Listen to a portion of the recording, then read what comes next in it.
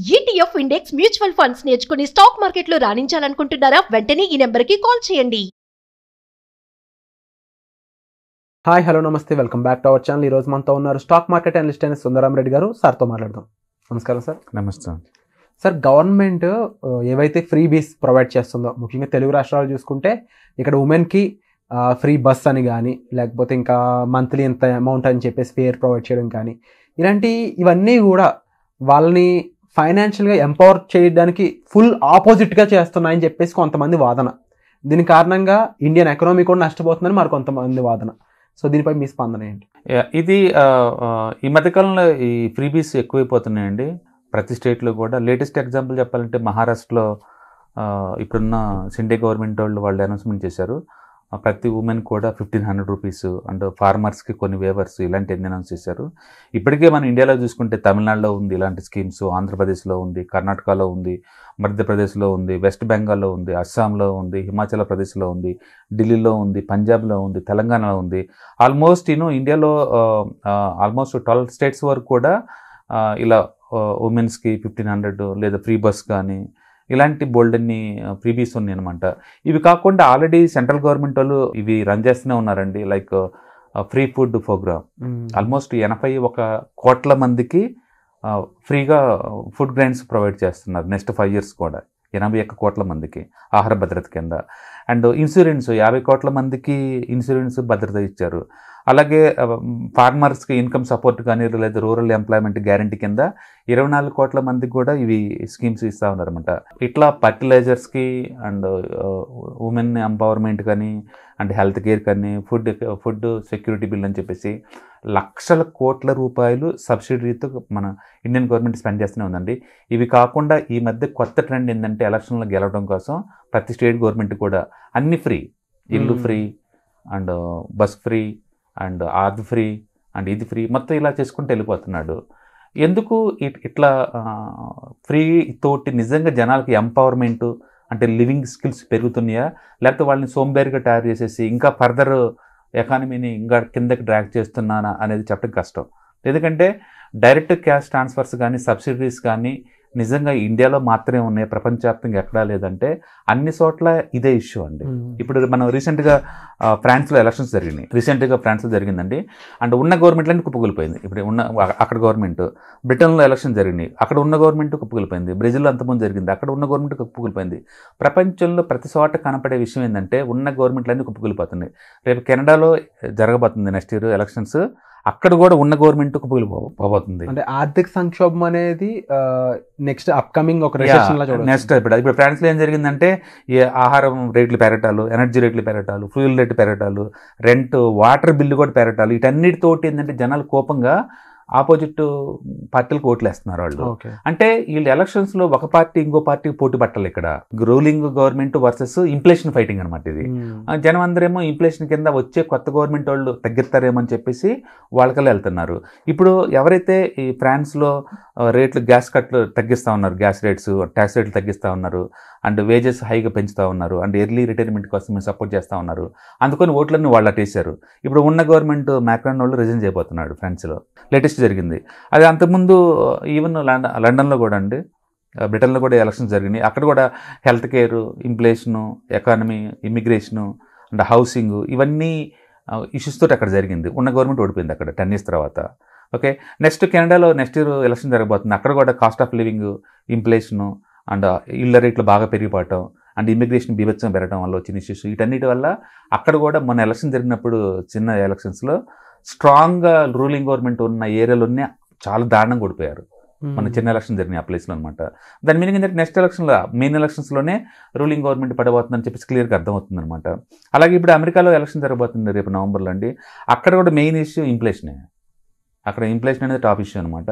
ఇంకా మళ్ళీ economy and హౌస్లు లేకపోవటం అంటే ఫెడరల్ డెట్ కావచ్చు, ఇమిగ్రేషన్ కావచ్చు, డ్రగ్ యూసేజ్ కావచ్చు, అంటే సోషల్ సెక్యూరిటీ ఇలాంటి ఇష్యూస్ మీద జరుగుతుంది.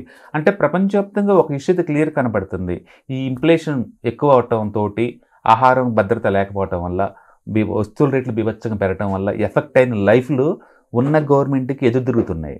అదే క్లియర్గా మనకి ఇక్కడ కూడా కనపడుతుంది, అది ఇండియాలో కూడా కనపడుతుంది. దాన్ని తప్పించుకోవడం కోసం ఈ గవర్నమెంట్ వాళ్ళు ఏం చేస్తున్నారంటే మేము అది ఫ్రీగా ఇస్తాం, ఇది ఫ్రీగా ఇస్తాం, ఇది ఫ్రీగా ఇస్తాం, ఇలా ప్రామిస్ చేసుకుంటూ వెళ్ళిపోతున్నారు అనమాట.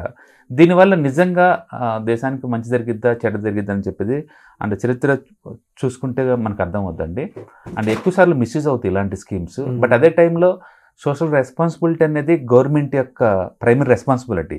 ఓకే, అది ప్రపంచవ్యాప్తంగా అన్ని దేశాల్లో కూడా ఇన్ఫ్లేషన్ తట్టుకోవడం కోసం, ఇన్ఫ్లేషన్ ద్వారా జనాల్లో వచ్చిన యాంగర్ని తగ్గించడం కోసం వాళ్ళు ఎంతకంత డిస్కౌంట్లు ఇస్తున్నారు. ఇండియాలో కూడా వీళ్ళు కూడా చేస్తున్నారు. అయితే ఇది మరీ ఎక్కువైపోయింది ఇండియాలో. మరి ఎలక్షన్స్ వచ్చినాయంటే చాలు అది ఫ్రీగా ఎత్తా, ఇది ఫ్రీగా ఎత్తా అందరూ అనౌన్స్మెంట్ చేస్తున్నారు. రూలింగ్ గవర్నమెంట్ వాళ్ళు చేస్తున్నారు, ఇటు ప్రతిపక్షం వాళ్ళు చేస్తున్నారు. దీని ద్వారా ఏంటంటే గవర్నమెంట్ ఇన్కమ్ అంతా, ట్యాక్స్ ఇన్కమ్ అంతా కూడా ఈ సబ్సిడీస్కి సరిపోద్ది. రియల్ గ్రోత్కి ఉండడానికి ఛాన్స్ తగ్గుతుంది అనమాట. అంటే ఒక క్వశ్చన్ సార్, ఇక్కడ జనాభా తక్కువ ఉండి మోస్ట్ డెవలప్డ్ కంట్రీస్ అయిన ఫ్రాన్స్ వీటి పరిస్థితి ఎలా ఉంటే, అవును జనాభా చాలా ఎక్కువ, రైట్, సెకండ్ మోస్ట్ పాపులేస్ట్ కంట్రీ అని మంది, రైట్, అందులోనూ కంపారబుల్లీ అంత డెవలప్డ్ కాదు ఎకనామీ వైజ్ కూడా. రైట్. సో మనం ఎలాంటి సిచ్యువేషన్ ఫేస్ చేయాల్సి వస్తుంది ఇదివే కంటిన్యూ అయితే? అందుకనే సెంట్రల్ గవర్నమెంట్ ఆల్రెడీ పూర్ పీపుల్కి బిలో ప్రాపర్టీ లైన్ ఉన్న వాళ్ళకి 81 crores మెంబర్స్కి ఆహార భద్రత ఇచ్చారు ఆల్రెడీ. ఈచ్ పర్సన్కి 5 kgs రైస్ ఇలాంటివన్నీ రేషన్ షాప్ ద్వారా ప్రొవైడ్ చేశారు. అండ్ ఫార్మర్ కమ్యూనిటీకి ఆల్రెడీ ఆల్మోస్ట్ అందరికీ డైరెక్ట్ ట్రాన్స్ఫర్స్ ఇవి చేస్తూనే ఉన్నారు. బట్ ఇది దాన్ని మనం సపోర్ట్ చేయొచ్చు, ఎందుకంటే వాళ్ళని డెవలప్ చేయడం అనేది మన రెస్పాన్సిబిలిటీ కాదు. కానీ ఇండివిజువల్గా ప్రతి ఉమెన్కి 1500 ఇస్తామంటాం, అంటే ఫ్రీ బస్సు జెండర్ వైజ్గా డిస్క్రిమినేషన్ చేసేసేసి ఫ్రీ బస్సు ఇవ్వటం దాని ద్వారా నిజంగా బెనిఫిట్ పొందే వాళ్ళతో పోల్చుకుంటే మిస్యూజ్ అయ్యేదే ఎక్కువ ఉండొచ్చు. అలాగని చెప్పేసి అలాంటి వాటిని మనం డిస్కరేజ్ చేయలేము, ఎందుకంటే లోవర్గా ఉన్న కమ్యూనిటీ ఎంతకంత డెవలప్ అయ్యే ఛాన్స్ ఎక్కువ ఉంటుంది. కానీ ఈ టెండెన్సీ ఎక్కువైపోతుంది రాను రాను, అదని అంటుంది. ఎలక్షన్స్ దగ్గరికి వస్తుంది అంటే చాలు రూలింగ్ గవర్నమెంట్ వాళ్ళు కూడా అందరికీ ఈ అమౌంట్ ఫ్రీగా ఇవ్వటాలు చేస్తున్నారు. ప్రతిపక్షాల్లో కూర్చున్న వాళ్ళు ఇంతకంటే ఎక్కువ ఆఫర్ చేస్తున్నారు. దీని ద్వారా ఏంటంటే జనం అందరూ కూడా లేదు, ఈ షార్ట్ టర్మ్ గెయిన్స్ కోసం లాంగ్ టర్మ్ విజన్ ఉన్న వాళ్ళని సీరియస్గా తీసుకోవట్లేదు అనమాట. అందుకని ప్రపంచవ్యాప్తంగా ఇన్ఫ్లేషన్ పెద్ద ఇష్యూ అయిపోయింది. ఈవెన్ ఇండియాలో కూడా అదే అవుతుంది. ఈవెన్ ఇప్పుడు అమెరికాలో జాబ్ రేటు ఆల్ టైమ్ హైలో ఉంది. బట్ అక్కడ 60% మెంబర్స్ జాబ్లు వరస్ట్గా ఉన్నాయి, అసలు జాబ్లు లేవు అని చెప్పి బిలీవ్ చేస్తుంది రీసెంట్ సర్వేలో. బట్ గవర్నమెంట్ డేటా ఒకలాగా ఉంది. ఇండియాలో కూడా జీడిపి గ్రోత్ ఆల్ టైమ్ హైలో ఉంది, బట్ ప్రైవేట్ కన్జంప్షన్ జస్ట్ 4% ఉంది. అండ్ ఇన్ఫ్లేషన్ ఏమో మన వాళ్ళు చెప్పడం అయితే లెక్క 6% చెప్తున్నారు. నిన్న టెలిఫోన్ టారిఫ్ 25% దాకా పెంచారండి. 24%, తక్కువ అంటే 12, 24. ఇవన్నీ ఇన్ఫ్లేషన్ పెద్ద కన్సిడర్ చేయరు వీళ్ళు. అందుకని ఫుడ్ ఇన్ఫ్లేషన్ వరల్డ్ వైడ్ చాలా ఛాలెంజింగ్గా ఉందండి. అండ్ ఇండియాలో కూడా అదే జరుగుతుంది. అందుకని ప్రతి చోట, అంటే అది ఇండియా కావచ్చు, అమెరికా కావచ్చు, ఇంకోసారి కావచ్చు, గవర్నమెంట్లు ఎందుకు మారుతున్నాయి అంటే because of they are unable to control the food inflation అనమాట మెయిన్గా.